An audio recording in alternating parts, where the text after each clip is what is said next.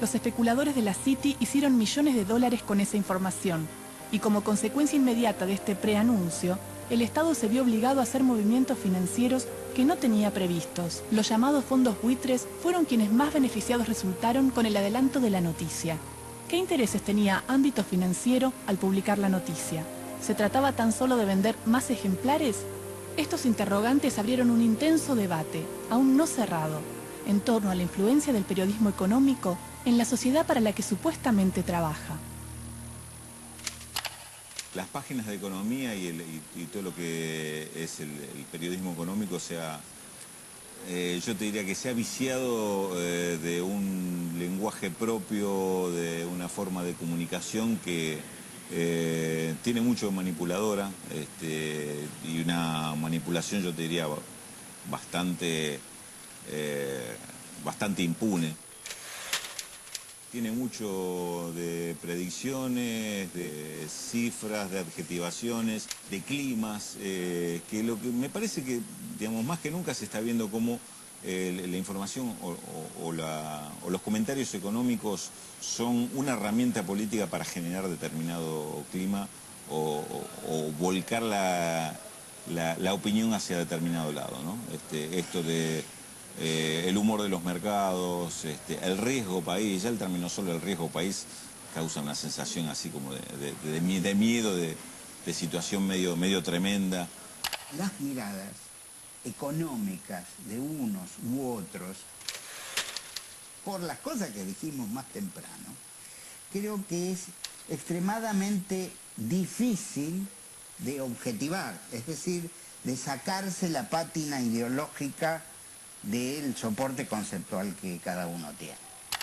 Creo de todas maneras que en la sociedad argentina está lo suficientemente balanceada en términos de emisores de información como para generar clima. Creo que está sobredimensionada la idea de generar clima desde ciertos medios de comunicación. No niego que eso sea así, pero creo que el impacto está sobredimensionado. En algún punto es menospreciar al consumidor de información, ¿no? Al televidente o al lector.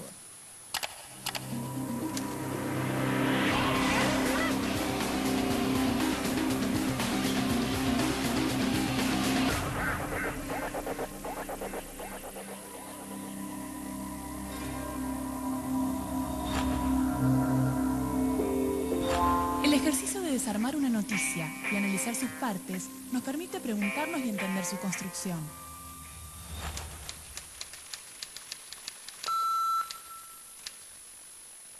En los medios de comunicación, muchas veces las palabras son presentadas como neutrales o como conceptos absolutos que el público asimila.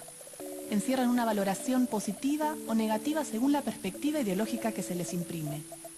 Por ejemplo, ¿qué sucede con el enunciado gasto público, tan temido y denostado por la mayoría de los medios de comunicación? ¿Qué significa en realidad? El periódico La Nación hace referencia a este concepto con el título Sin límites en el gasto público y agrega: la obra pública es el gasto más cíclico y para cualquier gobierno representa la variable de ajuste más aconsejable, dice, y reafirma el concepto de que el gasto público es una especie de padecimiento para la Argentina. El artículo continúa. El rubro en el que más subió el gasto en términos de su participación en el Producto Bruto Interno fue el de las prestaciones a la seguridad social. Más adelante asegura, siempre remarcándolo de una manera negativa, que los salarios crecieron un 42%. Y concluye que, si esta tendencia continúa, el país no tendrá espaldas suficientes como para cumplir con los vencimientos de deuda. Solo le quedaría recurrir a las reservas. Para avalar estas verdades construidas como tales, se recurre a convertir en citas de autoridad a diferentes especialistas. Por ejemplo, la consultora Fiel, de marcada ideología neoliberal.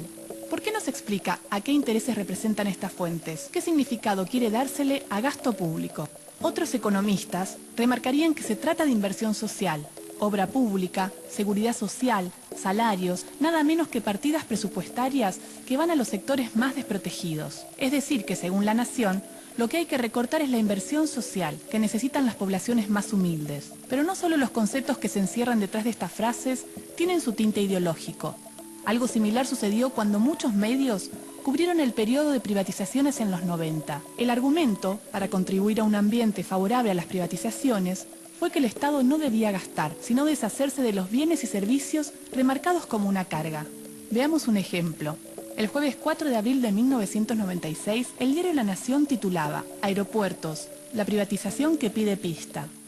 En el mismo artículo, se pregunta con intencionalidad marcada si es necesario que el Estado deba destinar recursos cada vez más escasos a su funcionamiento. En enero de 2010, cuando corrió un rumor de que el gobierno podía reestatizar una de las empresas telefónicas, el mismo diario tituló Amenazó el gobierno con estatizar Telecom Argentina. Pero, ¿por qué es una amenaza a la estatización y no fue una amenaza a la privatización?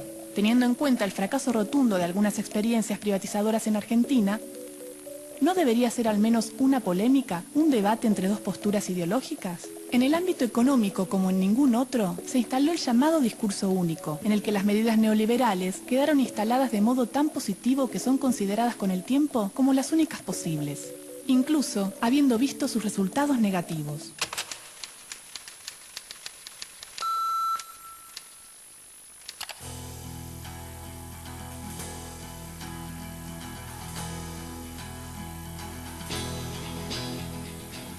Yo creo que los periodistas tienen la misma responsabilidad de todo ser humano, decir la verdad, según la ve.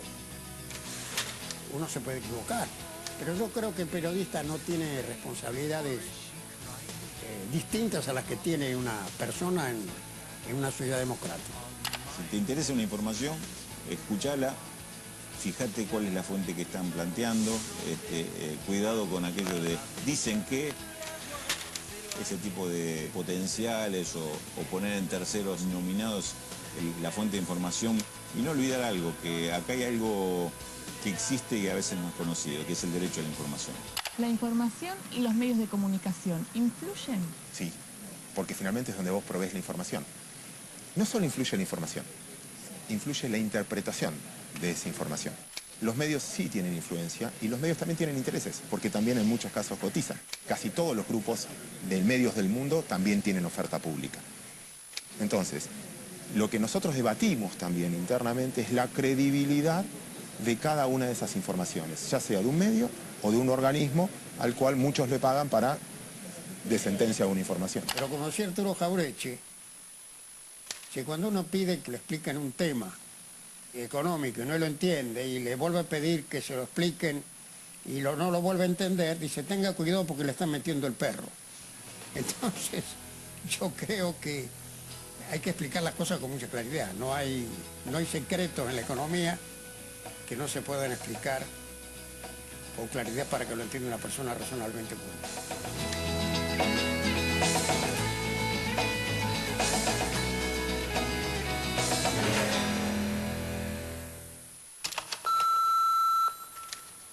Esto que acabas de ver es solo un programa de televisión, una visión, una opinión, nuestra interpretación de la realidad. Es una verdad, pero no es la única. Hay muchas miradas sobre los hechos. Nosotros elegimos qué contarte y cómo. Seleccionamos imágenes y testimonios, como lo hacen los medios, que de un hecho construyen la noticia. Los medios de comunicación eligen qué contarte y son responsables de lo que dicen, como nosotros somos los responsables de lo que decimos en este programa.